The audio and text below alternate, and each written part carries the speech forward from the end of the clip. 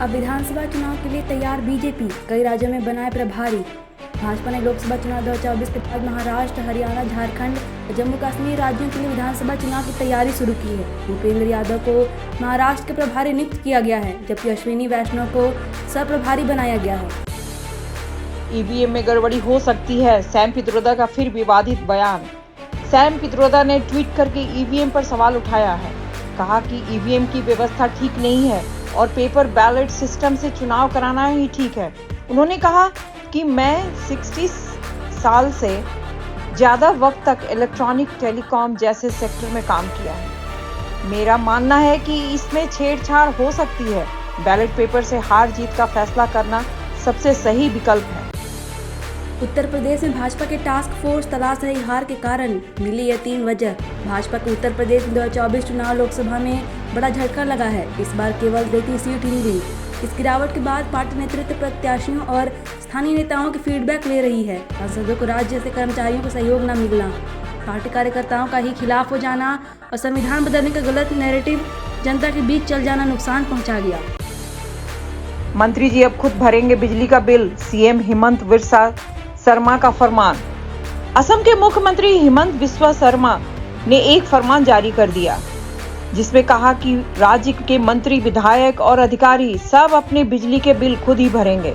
इसका मुख्य उद्देश्य वीआईपी कल्चर को समाप्त करना और साथ ही राज्य सरकार बिजली के दरों में कटौती की कोशिश कर रही है।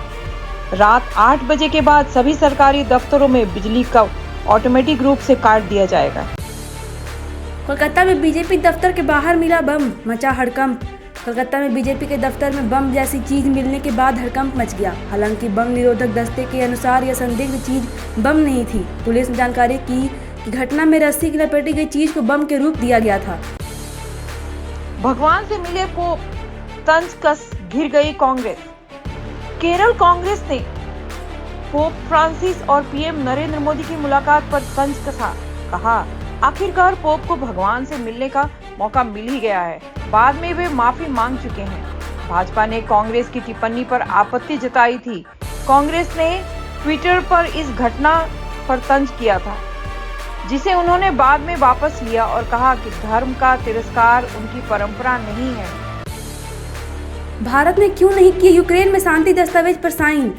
भारत समेत कुछ देशों ने यूक्रेन में शांति के लिए स्विट्जरलैंड द्वारा आयोजित शिखर सम्मेलन में संयुक्त बयान पर हस्ताक्षर नहीं किए। भारत ने संघर्ष के शांतिपूर्ण समाधान के लिए रूस और यूक्रेन के बीच ईमानदारी और व्यवहारिक भागीदारी का आह्वान किया। निर्मला सीतारमण वर्ष 2024-25 के लिए कब पेश करेंगी बजट? बड़ा अपडेट आया सामने। वित्त मंत्री निर्मला सीतारमण 2024-2025 का बजट जुलाई के आखिरी सप्ताह में पेश करेंगी, जिससे पहले जून के अंतिम सप्ताह में उद्योग मंडलों से पूर्व विचार विमर्श किया जाएगा। 18 जून को राजस्व सचिव संजय मल्होत्रा के साथ प्राथमिक बैठक होगी। इस बैठक में मोदी सरकार के तीसरे कार्यकाल का आर्थिक एजेंडा तय किया जाएगा। कंचनजंगा एक्सप्रेस हादसे पर लालू ने पूछा सवाल। कहा, रेल हादसों का जिम्मेदार कौन? पश्चिम बंगाल के न्यू जलपाईगुड़ी में हुए बड़े रेल हादसे में 9 से ज्यादा लोगों की मौत हो और 2 दर्जन से ज्यादा लोग घायल हो गए हैं। हादसे पर आरजेडी सुप्रीमो और पूर्व रेल मंत्री लालू यादव ने सवाल उठाते हुए पूछा कि देश में रेल हादसों की लागत कौन जिम्मेदार है। नीतीश के डिप्टी सीएम विजय सिन्हा का अपराधियों को चेतावनी। बिहार के डिप्टी सीएम विजय कुमार सिन्हा ने अपराध और भ्रष्टाचार के खिलाफ जीरो टॉलरेंस की बात की है। उन्होंने यूपी के सीएम योगी आदित्यनाथ के स्टाइल में क्रिमिनल को खुली चेतावनी देते हुए कहा कि या तो वे सुधरे या फिर सख्त कार्रवाई का सामना करें। उन्होंने आरजेडी के नेताओं लालू यादव और तेजस्वी यादव को भी सुधरने की सलाह दी है। यादव और मुसलमान का काम नहीं करूंगा, जेडीयू सांसद देवेश चंद्र ठाकुर ने क्यों कही यह बात? देवेश चंद्र ठाकुर के बयान के माध्यम से जेडीयू नेता ने राजनीतिक विवाद को उत्पन्न किया है। उन्होंने सीतामढ़ी में एक सभा में यह कहा, यादव और मुसलमानों को अब उनका समर्थन नहीं मिलेगा क्योंकि उन्होंने उन्हें वोट नहीं दिया।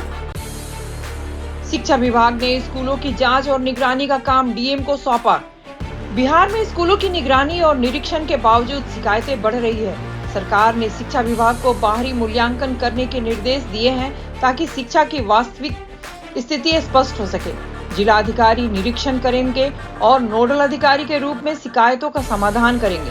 ये नोडल अधिकारी रिपोर्ट सीधे अपर मुख्य सचिव को प्रस्तुत करेंगे। तेजस्वी पर जेडीयू का हमला, अध्यक्ष बोले जनता ने झूठ खारिज कर दिया। बिहार में सरकारी नौकरी का मुद्दा गहरा हो गया है। नीतीश कुमार और तेजस्वी यादव दोनों दावे कर रहे हैं कि वे ही बिहार के बेरोजगारों को नौकरी प्रदान कर रहे हैं। इस मुद्दे पर जेडीयू और राजनीतिक दलों के बीच तनाव बढ़ रहा है। जेडीयू के प्रवक्ता तेजस्वी यादव को झूठे दावे के लिए आलोचना की है। रोहिणी आचार्य प्रवासी पक्षी और तेजस्वी यादव बेरोजगार मंत्री। नीतीश के मंत्री ने लालू परिवार पर साधा निशाना। नीतीश सरकार के लोक स्वास्थ्य अभियंत्रण विभाग के मंत्री नीरज कुमार सिंह ने गया के सर्किट हाउस में प्रेस वार्ता में लालू यादव के परिवार पर निशाना साधा। कहा कि लालू यादव की बेटी रोहिणी आचार्य प्रवासी पक्षी की तरह सिंगापुर से चुनाव लड़ने आई थी और हार के बाद वह सिंगापुर वापस चली गई। उन्होंने तेजस्वी यादव पर अपराध बढ़ाने की बात कहते हुए हमला बोला। कहा कि सत्ता से बेदखल होने का मलाल उन्हें हो रहा है। मानसून की दस्तक से पहले सतर्क होगी योगी सरकार। उत्तर प्रदेश में मुख्यमंत्री योगी आदित्यनाथ ने मानसून और बाढ़ को लेकर अलर्ट जारी किया है। उन्होंने उच्च स्तरीय बैठक में बाढ़ की स्थिति का मूल्यांकन करने के लिए अधिकारियों को खाका तैयार करने का आदेश दिया है। राहत आयुक्त ने बताया कि प्रदेश को 3 भागों में बांटा गया है। प्रतियोगी परीक्षाओं को लेकर अखिलेश यादव ने बीजेपी पर साधा निशाना। अखिलेश यादव ने सोशल मीडिया पर एक पोस्ट में भाजपा सरकार को प्रतियोगी परीक्षाओं के मामले में घेरा है। उन्होंने पूछा कि अगली बार परीक्षा आयोजित होने पर कौन गारंटी देगा कि कोई भी घपला घोटाला नहीं होगा। उन्होंने सरकार की व्यवस्था पर सवाल उठाया और धांधलियों से सरकार को बचाने वालों की परीक्षा माफियाओं कहकर चुनौती दी। विधानसभा चुनाव से पहले खामियां दूर करें, नतीजों पर कही यह बात। मुख्यमंत्री योगी आदित्यनाथ ने गोरखपुर मंडल के नवनिर्वाचित सांसदों और विधायकों के साथ लोकसभा चुनाव परिणामों की चर्चा की। उन्होंने विधानसभा क्षेत्रों में पिछड़ने या घटे नोट के अंतर को लेकर चिंता व्यक्त की और जनप्रतिनिधियों के इसी वजह जानने का आदेश दिया। कल काशी आएंगे पीएम मोदी। केसरिया पगड़ी पहन सभा में पहुंचेंगे किसान। वाराणसी के प्रधानमंत्री नरेंद्र मोदी की जनसभा में किसान केसरिया पगड़ी पहनकर पहुंचेंगे। भाजपा किसान मोर्चा केसरिया पगड़ियों की व्यवस्था कर रहा है। मोर्चा के क्षेत्रीय महामंत्री डॉक्टर जयनाथ मिश्र ने पदाधिकारियों के साथ बैठक में इस संबंध में रणनीति तय की है। बाबतपुर एयरपोर्ट से सम्मेलन स्थल तक की सड़कों, चौराहों और डिवाइडरों को सजाया जा रहा है। झारखंड में 200 यूनिट तक बिजली होगी फ्री। सीएम चंपई सोरेन का अबुआ आवास को लेकर भी बड़ा ऐलान। मुख्यमंत्री चंपई सोरेन ने घोषणा की कि झारखंड में अब मुफ्त बिजली का लाभ 125 यूनिट से बढ़कर 200 यूनिट तक मिलेगा। उन्होंने राज्य निर्माण के उद्देश्यों को पूरा करने की बात कही और विकास योजनाओं के शिलान्यास समारोह में भी भाग लिया। तमिलनाडु में एनडीए एक भी सीट नहीं जीत पाई तो पीएम मोदी की नम हो गई थी आंखें। तमिलनाडु की सत्ताधारी पार्टी डीएमके के मुखपत्र सोली में सोमवार को एक दावा किया गया है कि प्रधानमंत्री नरेंद्र मोदी ने हाल ही में एनडीए के सांसदों की बैठक में नम आंखों के साथ ये कहा था कि वह तमिलनाडु में एक भी लोकसभा सीट नहीं जीत सके। मुरासोली ने इसके साथ ही कहा कि उन्होंने इसकी वजह या उसका खुलासा नहीं किया है।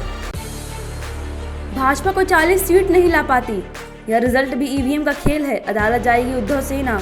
उद्धव सेना के नेता आदित्य ठाकरे ने भाजपा पर आरोप लगाए हैं। उन्होंने कहा कि अगर ईवीएम पे चुनाव नहीं होता भाजपा 40 सीटें भी नहीं जीत पाती। उन्होंने अपनी पार्टी की जीत को लेकर आरोप लगाते हुए कहा कि मुंबई उत्तर पश्चिम सीट पर विजयी प्राप्त हुई थी, लेकिन उसमें बेईमानी हुई।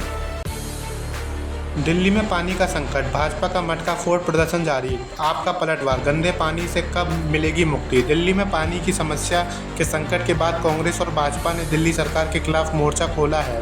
भाजपा के कार्यकर्ता मोती नगर इलाके में प्रदर्शन कर रहे हैं। आम आदमी पार्टी के खिलाफ मटका फोड़ प्रदर्शन किया। इनमें लक्ष्मी नगर चौक पर प्रदेश भाजपा अध्यक्ष वीरेंद्र सचदेवा, दुर्गापुरी चौक पर सांसद मनोज तिवारी आदि शामिल रहे।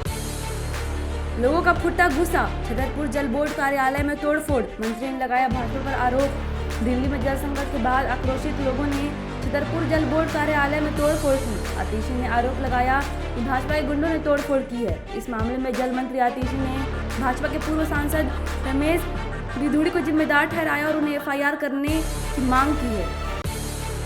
हिंदुओं का पानी मुसलमानों को दे रही है केजरीवाल सरकार, बीजेपी नेता का बड़ा दावा। दिल्ली में भीषण गर्मी के बीच लोग पानी की किल्लत से जूझ रहे हैं। इस संकट के बीच भारतीय जनता पार्टी के नेता कपिल मिश्रा ने आरोप लगाया है कि अरविंद केजरीवाल सरकार पानी का बंटवारा धर्म के आधार पर कर रही है। इसके बावजूद आम आदमी पार्टी ने इस पर कोई प्रतिक्रिया नहीं दी है। 80 सीटों पर गड़बड़ी, गिर जाएगी सरकार, ईवीएम पर आपका बड़ा दावा।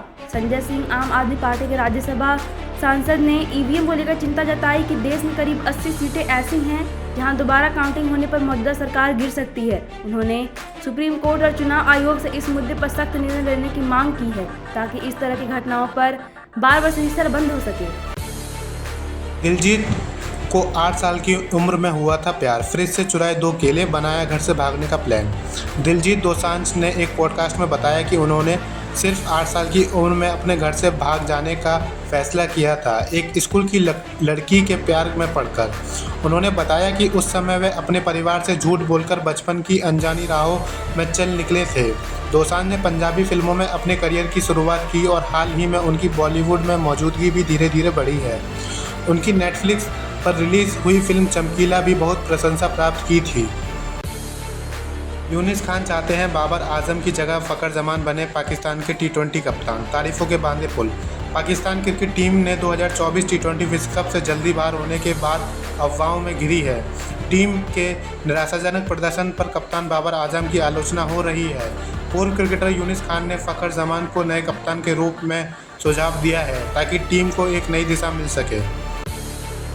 परमाणु ऊर्जा के मामले में चीन से 15 साल पीछे है अमेरिका, रिपोर्ट का दावा। अमेरिका चीन के परमाणु ऊर्जा क्षेत्र में 10 से 15 साल पीछे है। इस बात की रिपोर्ट एक वाशिंगटन के रिसर्च इंस्टीट्यूट द्वारा जारी की गई है।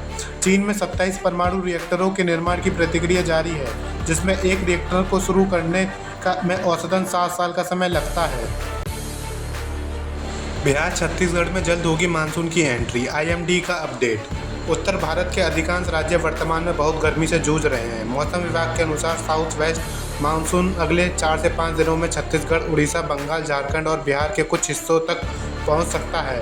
महाराष्ट्र और गुजरात में मानसून दस्तक दे चुका है, जबकि पूर्वोत्तर राज्य में भी भारी बारिश के अनुमान है और वहां रेड अलर्ट जारी किया गया है। सुबह किस समय करना चाहिए योगा, जानिए फिट रहने के लिए कितनी देर करें। योग के विशेषज्ञ के अनुसार योग पूरी तरह से आपके शारीरिक क्षमता पर निर्भर करता है। आदर्श रूप से रोजाना 30 मिनट तक योगासन करने से आपको हेल्दी बनाए रखने में मदद मिल सकती है। सबसे सही समय ब्रह्म मुहूर्त और इसके बाद के 2 घंटे माने जाते हैं, जिसका तात्पर्य है कि सुबह 4 बजे से लेकर 7 बजे के बीच में योग करना उत्तम होता है। इस समय आपकी बॉडी फ्रेश होती है और शरीर बदलाव को लेने के लिए तैयार होता है, इसलिए योग करना इस समय सबसे अच्छा माना जाता है।